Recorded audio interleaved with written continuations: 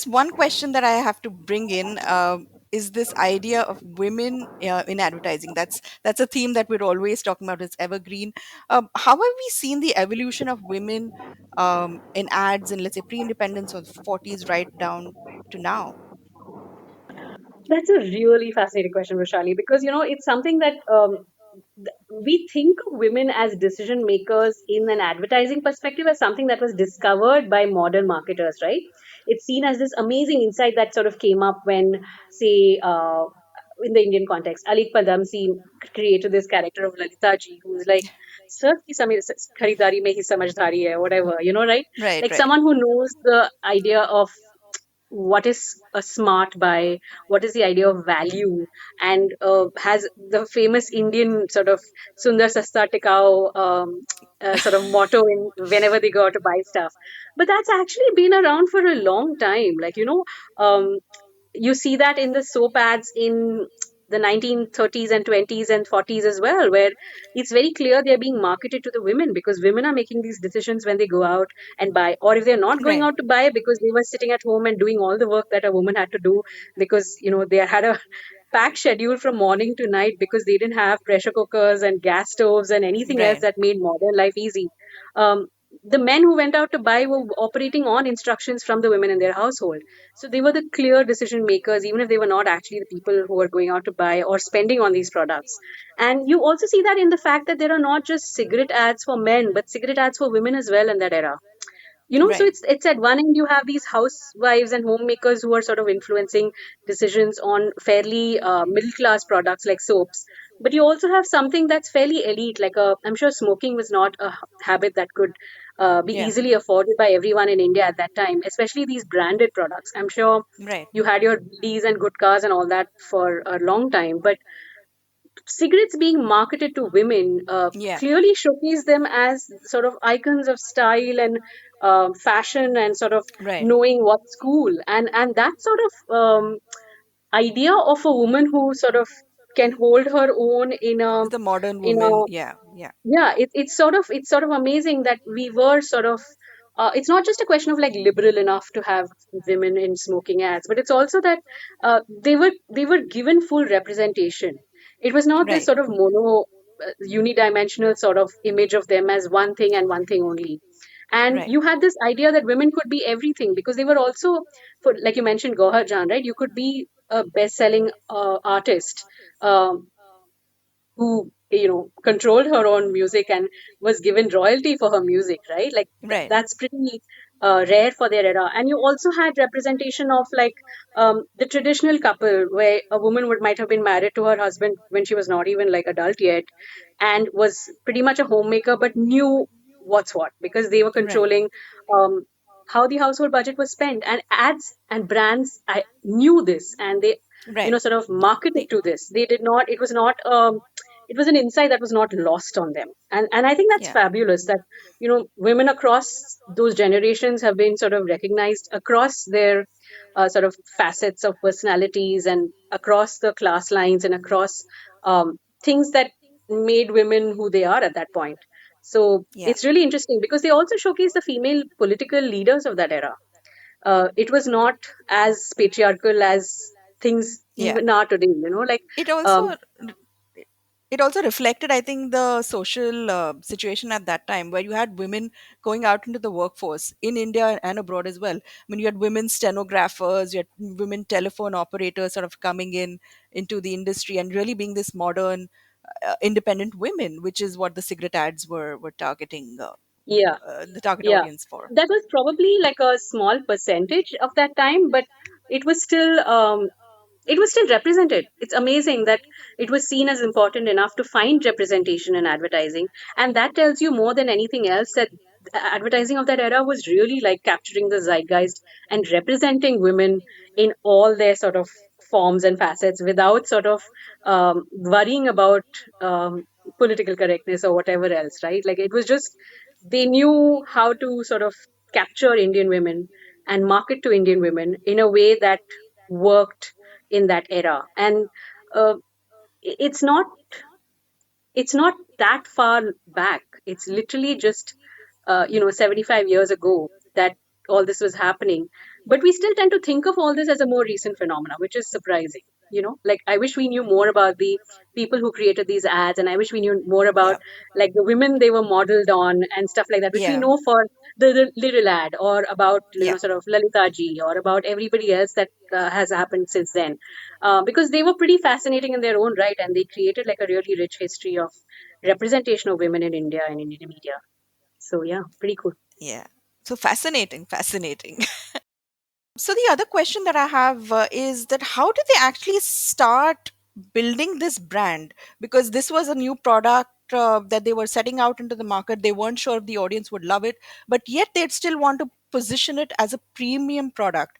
How did they do that in the lack of any sort of data at that point? Yeah, so the amazing thing about that time is that you think they were functioning in an era of data darkness, right? But they actually had a pulse on the market very clearly. Maybe they went out themselves and conducted focus groups or research and sort of focused audiences at that time. Maybe they had people sort of doing it in a primary research sort of way, but they knew exactly what people wanted. And a lot of it had to do with things like, in the case of Mysore sandal soap, to appear really premium and really sort of exotic, but at the same time wholly Indian because of sandalwood. But also in the sense that, there was an era of churn. People were coming into the cities to work in these factories that were being set up. They were disconnected from their local areas of influence and network. Earlier, you would just ask your peers what to buy and what Right. was good. And at the village level or at the more rural level, that worked because you had these strong networks. And once these people started coming into the cities, they lost that connection.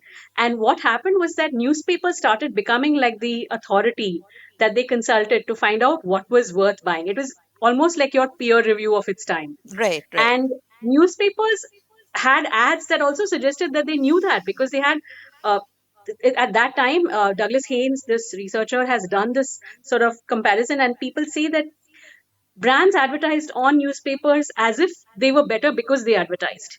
It was pretty much like, Got it. pick us because we've had the money to do the research, to Right. get a product Right. out and advertise at on sort of Bombay Chronicle or Times of India, wherever. And that makes us superior to all the other products that didn't take this effort. And that means we are legitimate, and that means we are sort of clearly the number one. And it lent a lot of sort of branding heft to all these products, and that's how it started off as an industry in India, pretty much, because people were just looking up to these products in print and in advertising, and they realized that if you advertise, it must mean you're good. Yeah. The other interesting thing that your book brings about is the idea of textile labels and matchbox labels, which are these obscure little labels that I don't know, most of us are not really familiar with, but they really had a lot of value back then. Uh, can you talk us through some of them, because they were so exciting? Like especially, I think textiles, the Yeah, textile labels, especially, were like almost a form of B2B yeah. marketing, right? Because they didn't really reach the end customer, which is the person No. who's buying So that cloth. the funny thing is that these were extraordinary pieces of intricate, high quality art almost, and they were created for a very short shelf life or for a very niche audience. So, for Right. instance, textile labels as well as Matchbox labels. Matchboxes famously were created in places like Sweden and Japan, not India, because that's where they had the sort of infrastructure to create really high quality stuff. Oh, And they okay. featured all sorts of themes. They had Right. um, they were seen as snapshots of India. So they had like the Nautch girls, the snake charmers, and the elephants, Right. as well as all the other things that make India India, right? They had like animals. They had series on animals, a series on couples of various regions dressed in their Oh, specific right. style. Yeah. All Yeah. those things, that we think of as very quaint and Indian and sort of colonial, emerged in these products. And they used artwork from Raja Ravi Verma, M.V. Dhurandhar. They were really sort of punching very high in terms of Right. the sort of artistic merit of these things, and they were made exquisitely well. In the textile labels, for instance, it was being made by the mill and then sent to the godown, where the person who has the warehouse would be sort of taking it apart and then selling it by meter to the retail shops. So this guy, who's not the end consumer, he's the middleman, is getting to Hmm. see these beautiful labels. And I don't know if it had an influence on the actual product being sold at all, but it was just done because it was so beautiful.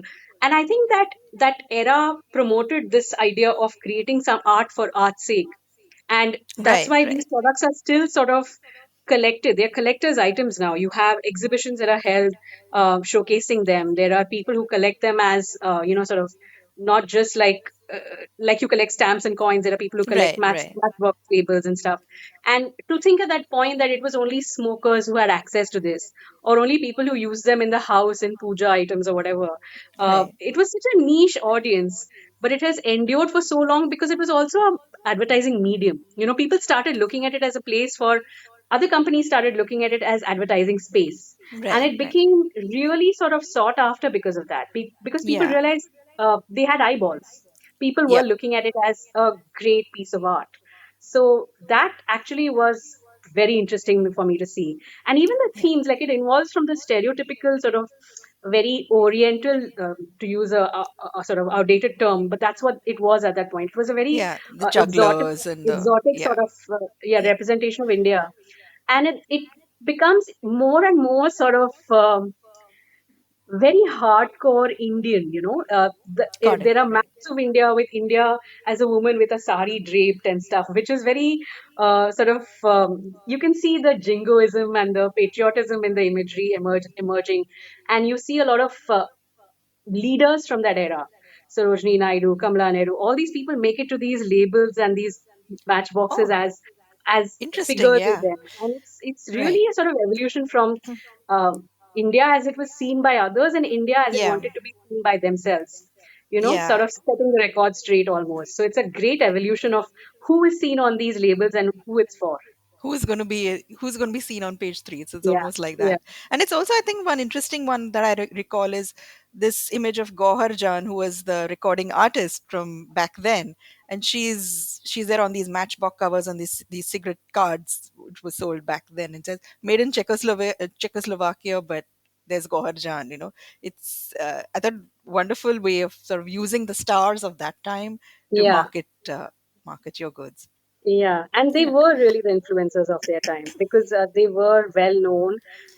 Their records sold like insanely at that point. So actually, as a artist who was performing in her era, she was comparable to any pop star today, and Yeah, that's like a why Beyonce. like, exactly.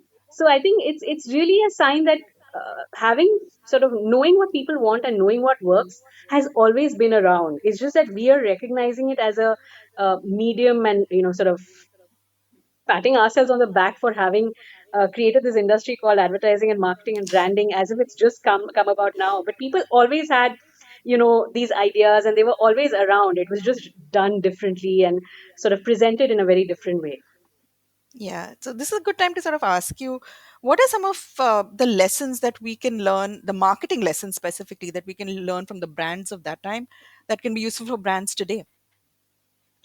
I think, like, we are not very different from people of that era. I think we like to think that we've evolved a lot, and I think we like to think that we're very sort of canny consumers who can't be fooled and who know what's what. But I think so did the people back then. Everyone had trouble making money, and everyone valued their money, and everyone sort of made sure they spent it on the right things. It was always something that was a very it was hard earned money spent very wisely. And there was a lot of awareness of who was the real decision maker at home. Hamam, Tata's product, which is a soap, had a famous tagline that said, "Wise women know." And it was very clear that women were sort of handling the economics at home, and they knew what to spend on at that time. So I really think sort of knowing who your consumer is very important. Knowing who's going to be spending that money, who's handling the budget at home, who's going to be making these decisions when they buy your product. That was really important. And I think they didn't have market research firms releasing reports every year to tell them what was the trend of the season. They had to go out and find this themselves. So it was incredibly sort of exciting that they managed to do this without the sort of infrastructure that we currently have today to find out what consumers want. Knowing what consumers want and finding them where they are. So not all consumers would come out to shops. Not all consumers would read. Not all Right. consumers would sort of uh, handle or purchase or consume media that everybody did at that point. So So they almost had like to find a way to get to them. omni-channel marketing, Yeah, so almost they like what we basically call omni-channel marketing. yeah, they loaded up vans with their products and went all over India. So it was like a traveling shop plus marketing sort of mode of transport and medium. So they had these people go all over India and sell all sorts of products and understand what the market wanted as well. It was both market research and sort of extending the point of sale. It was also sort of doing things that brought you in direct contact with the consumer. So not just sort of hiding behind an ad, hiding behind a hoarding, or hiding behind the print medium. It was doing a lot of sort of direct consumer touch point oriented sort of stuff, which led to um, brands being much more memorable in that era. People remember who they banked with, they remember their first sari, they remember their first Right. purchase of every single thing that they bought back then, because it was all something where the brand directly had a personal impact on you. And I think Right. that was really important, sort of finding consumers where they're at and then sort of influencing them.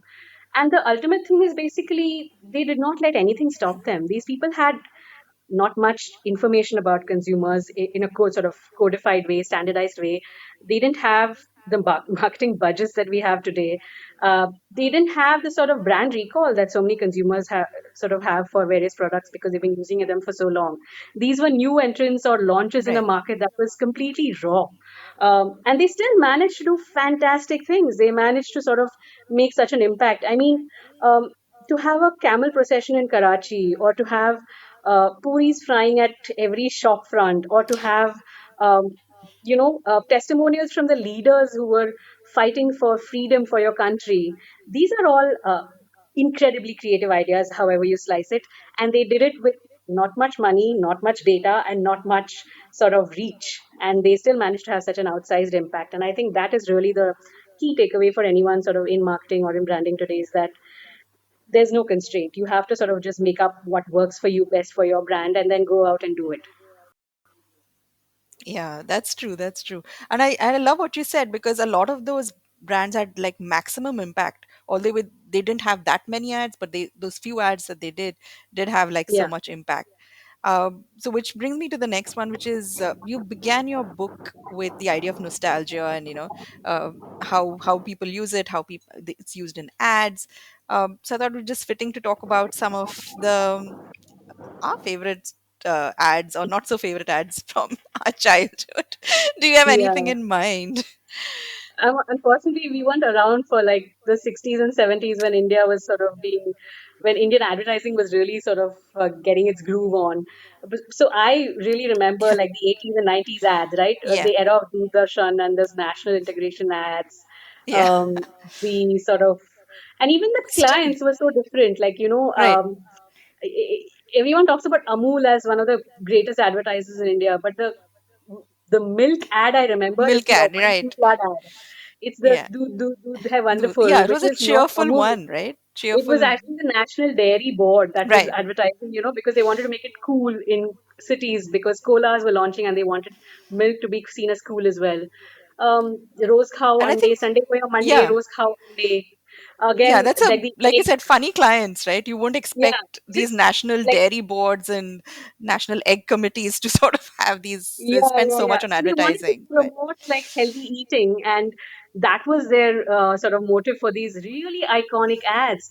Really amazing. And now you might find it like a little cutesy or kitschy or cliched, or maybe it seems very cheesy almost. yeah, But they were so iconic for their era. Like yeah, the Rasna ads, the Maggie ads, yeah. the Little ad. Yeah, People still talk about the that's Little a ad case and the study. Yeah, jingle. Yeah, yeah.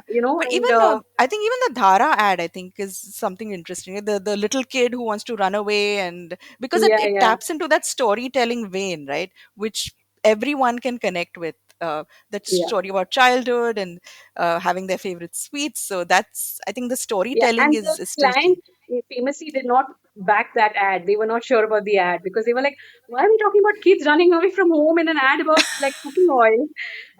But it works so well because it really captures an emotion rather than the sort of brand strategy of a product, right? Like it's such a great way to have a connect with a consumer because everyone has these memories of running away from home and then coming back because there was jalebi being made at home.